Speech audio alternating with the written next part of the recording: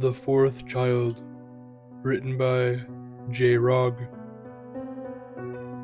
My mother, my siblings, and I moved into this awesome new house a few months ago.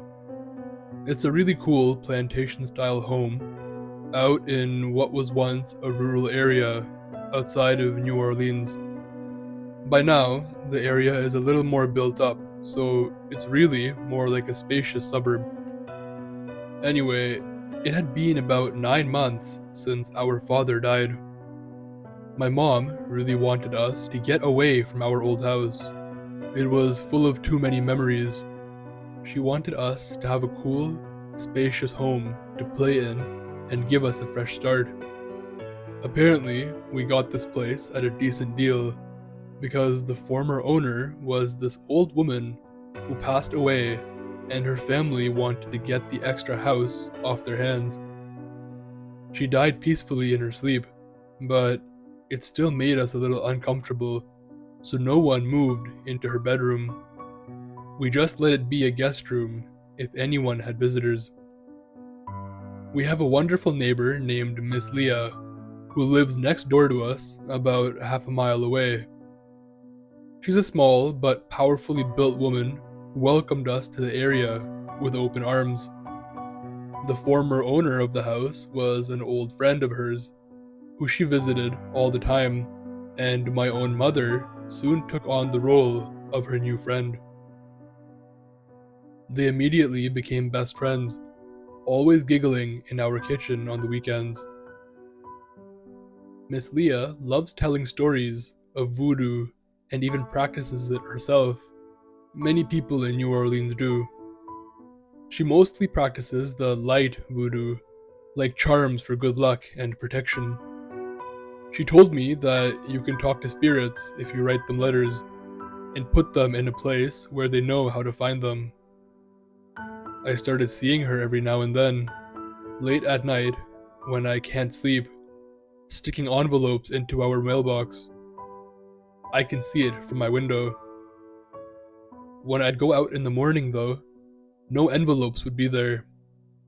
One night, I saw her doing the usual mailbox routine, and as soon as she walked far enough away, I ran out to see what she was putting in our mailboxes. I saw a little, silvery, unaddressed letter to Maggie, which turns out to be the name of the old lady who lived in our house before us. I always thought Miss Leah was joking about talking to the dead, but it's clear she practices it herself. Just to test things out, I stood at that mailbox, watching it for a few hours. Eventually, the sun began to break over the horizon, so I figured I had waited ample time. I opened the mailbox. The letter was gone. At first, I was in complete disbelief, but then I was overcome with excitement. If Miss Leah could talk to Maggie, maybe I could talk to my dad. I kept a little shoebox under my own bed. It's full of little trinkets and pictures that remind me of my dad. I go through it every now and then when I miss him most, as a sort of therapy. A few nights after trying to rationalize what had happened with the note to Maggie, I decided the best way to test it out was to try it myself. I wrote a letter to my dad, which felt silly at first because I don't know what dead people like to talk about. I wrote, "Dear Daddy, miss you. How are things on the other side? Mom bought this cool house for us, and we have a fun neighbor lady named Miss Leah. We're all doing okay over here, but I especially miss waking up every morning to the sounds of your loud singing in the shower. I hated it back then, but now I realize how funny and charming it was. Sincerely, Julia." I placed the note into my special shoebox and slipped it back under the bed. When I woke up in the morning, it wasn't there. I wasn't sure how to handle it. Did he really get the message? Does he write back? What do I do now? Well, I still needed to go to school that day, so the excitement of my supernatural letter writing subsided, and I headed over to the bathroom to get ready. My older brother was singing his lungs out in the shower, something unusual for him, but I figured he was trying to become more like our dad. I knocked on the door. "Hurry up in there, I need to pee."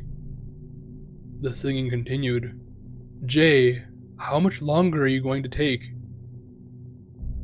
The singing continued. Then, someone tapped on my shoulder. I turned around. It was Jay. He said, "Calm down, Julia. I'm not in the bathroom. Is the door locked? Let me see if I can jimmy it open for you." He opened it with ease.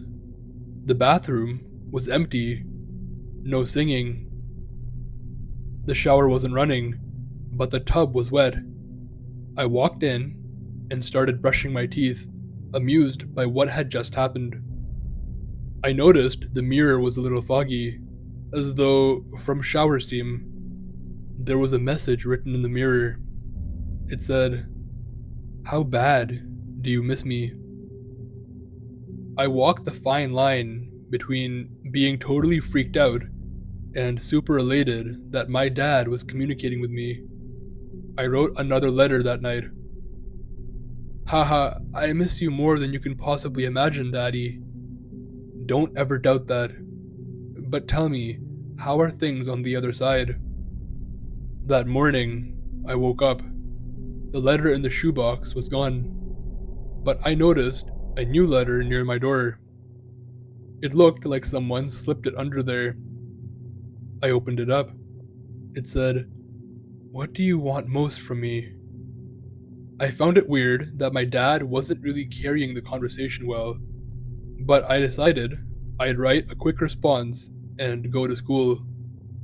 I wrote, "Well, I guess what I want most is for you to come back and play with me like old times, but I know that's silly."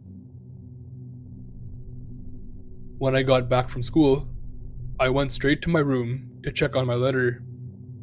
I opened my door, and my dollhouse, which we stored in the attic, was smack in the middle of my floor.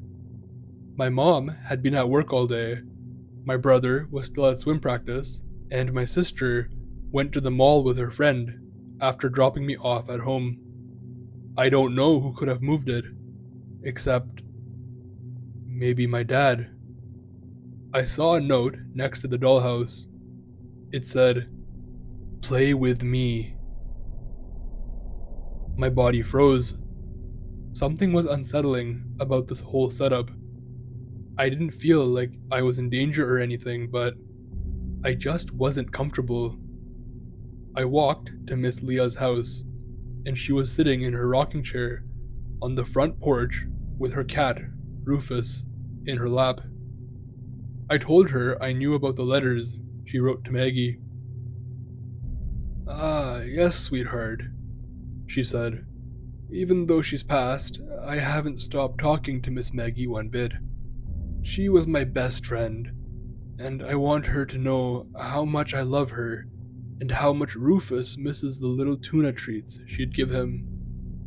I'd write her almost every day, just updating her on my life so that when I pass, too, it'll be like she didn't miss a beat." She asked me if I was thinking about writing to the dead, too. For some reason, I didn't feel comfortable telling Miss Leah that I had been writing to my dad already.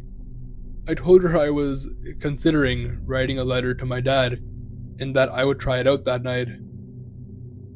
She laughed. "Okay, honey, you'll have to let me know how it goes tomorrow." I played with Rufus for a little while as Miss Leah talked on the phone with her nephew. The sun started going down, and I figured it was about time for dinner. So I said goodbye to Miss Leah and Rufus and walked back over to my home. My mom and everyone else were already back. "My God, where have you been?" my mom yelled. I told her I was hanging out with Miss Leah, which eased her nerves a little bit, since she knew I had been home for a while, which scared her. My sister was grounded for abandoning me for the afternoon, but she said it was smart for me to go to Miss Leah's.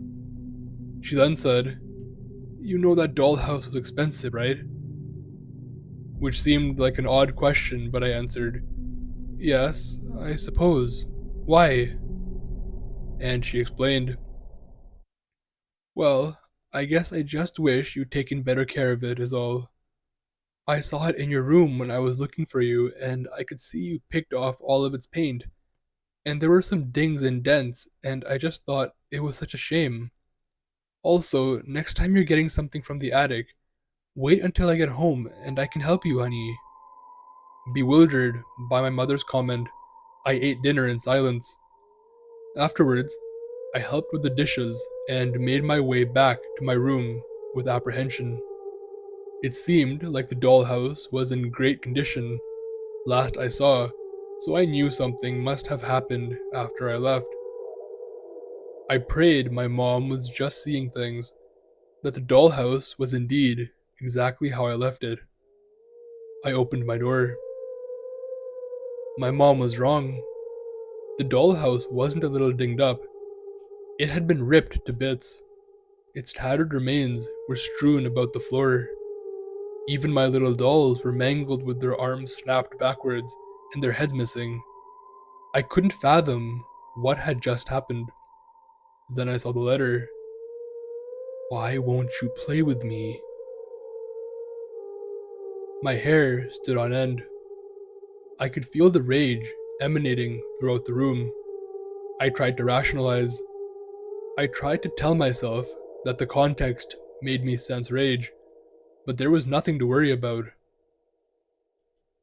But how can you rationalize things when you're going around writing letters to dead people who break your furniture? I felt terrible that I had upset my father this way.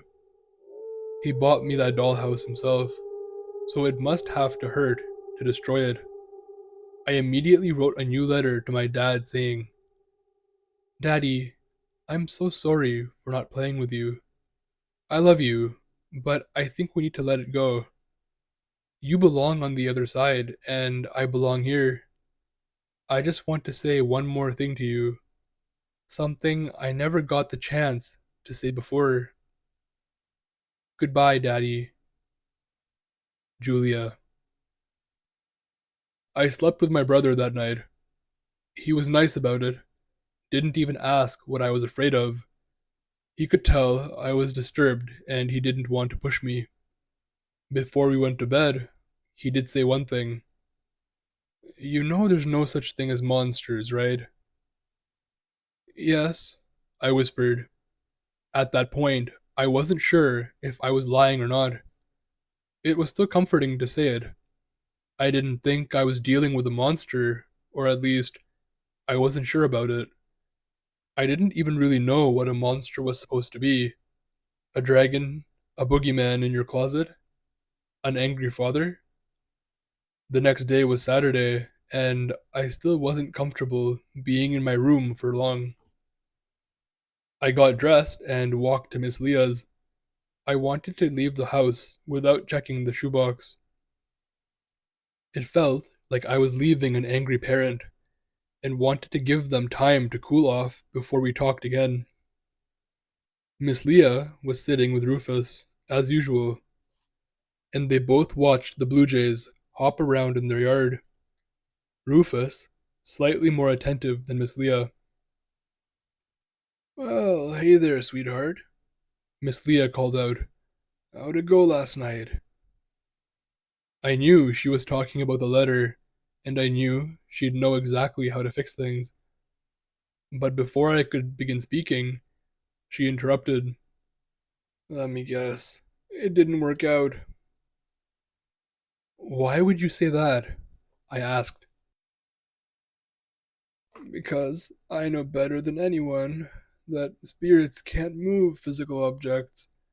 I have to use my special charm paper to write to Maggie, and I doubt you got any charm paper." I felt ashamed after that. I'm not sure why. I guess I just felt like I'd been deceiving Miss Leah. I didn't tell her the whole story. I just told her I thought it worked because the letter was gone. Well, Julia, my best guess is you've got a prankster in your house. Probably your brother. He's too silly for his age.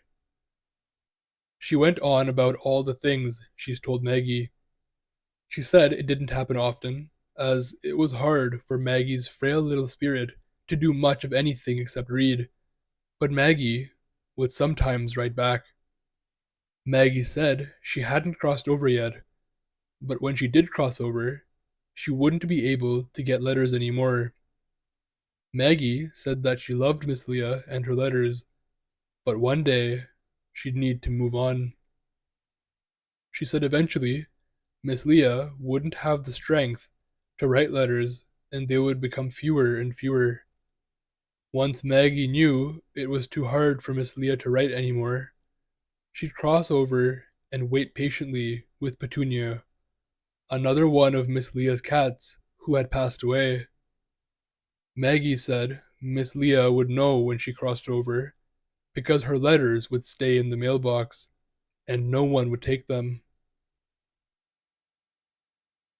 I wandered home later that afternoon, wondering if my dad was ever going to cross over. I wasn't sure how to feel. I know what I saw and what I did. I wrote letters to my dad. I left them where he'd check.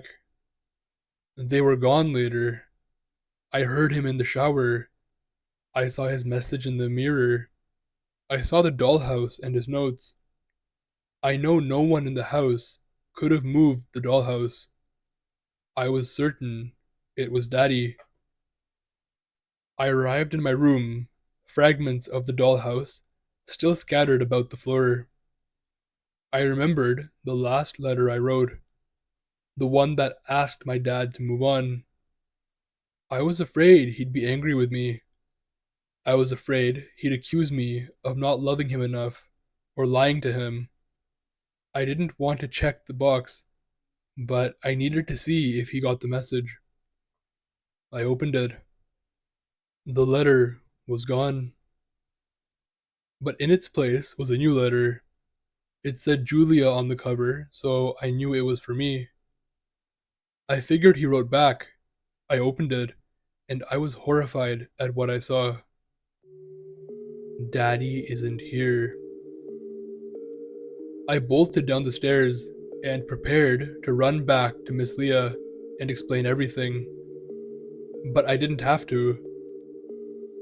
There she was, giggling with my mom in the kitchen. I started walking toward them, but there was something on the other side of the division between the kitchen and the living room where I could still see it, but Mom and Miss Leah couldn't. We put a framed picture of Dad there in order to remember him. There was a note on the picture that said, "Say a word, and they're dead." I wasn't sure what to do. I knew I needed to keep quiet, but I also knew that something very, very sinister was going on, and there was nothing I could do to stop it. My sister and brother were going to a big house party, and my mother wanted to go hang out with her girlfriends that night. So Miss Leah actually came over to take me to her house for the night. My mom tried to apologize for the late notice, but I was so excited to get out of the house and away from whatever it was that she didn't even get to finish her apology. That night, Miss Leah let me stay up late with her and Rufus. At around 12 a.m., she started writing a letter on her special charm paper. It was very thin and glowed a silvery hue. I asked her how to make it, and she said that it comes from the soul. We walked to my house together and put the letter in the mailbox. The next day, my mom picked me up and we stopped by the mailbox because someone had pulled the lever up. There was a note for Miss Leah there, and I knew exactly whom it was from. The paper had that same thinness and silvery glow. Mom wrote it off as someone dropping it off in the wrong box, and asked if I could run back and give it to Miss Leah. I sprinted down the street to Miss Leah's. She opened the letter and began reading, while I sat and waited with Rufus. When she was done, Miss Leah's face turned purple. I never thought I'd see such a white, porcelain complexion on a live human being. All the color was gone from her face, and she trembled. She was clearly disturbed, very disturbed. She told me not to go home, that she'd call my mom and everyone would come over for lunch. She immediately put down the letter and picked up her phone. Once her back was turned, I took the letter and began to read it. Dearest Leah, so sorry I've taken such a long time to write back to you. It seems that I lack the spiritual power necessary to write. Heck, I could hardly even write when I was alive and had hands. The lady who moved into my house with her family is lovely as ever, and I want to know that I have been watching y'all's friendship, and I'm so happy for you. I miss giggling in the kitchen with you, but watching you and her talk is almost as good. I'll bet you met all her children as well. Most of them are as sweet as can be. Jay has a heart of gold and seems to really care for the family. Catherine has a great sense of humor, always makes me and the rest of the family laugh. Julia is a curious little one. She reminds me a bit of you. Then there's the fourth child. It's a vicious little thing. You know the one I'm talking about. The one with the black eyes and the long, dark claws that lives in my old room. It's always causing a ruckus. I'm glad I'm dead because that little scoundrel really gives me the creeps. It watches poor Julia as she sleeps and leaves awful little notes around the house. I noticed the other day that it started taking knives out of the drawers at night and bringing them under the bed with it. That mother should really do something about keeping it under control. Perhaps you could help with that. Can't wait for your next correspondence. Fondly, Maggie. I couldn't breathe. I just sat, frozen, as Miss Leah screamed into the phone. Oh God, please tell me y'all are okay. Please pick up the phone. Please, please pick up the phone. She decided to call 911. When the police got to my house, Miss Leah and I waited outside. They found my mom, my brother, my sister. They found them all over the house, lacerated into shreds of flesh. They couldn't determine how it happened. Figured it was a wild animal or something. But Miss Leah and I knew how it happened. While we were waiting outside the house, we both looked up into my bedroom window.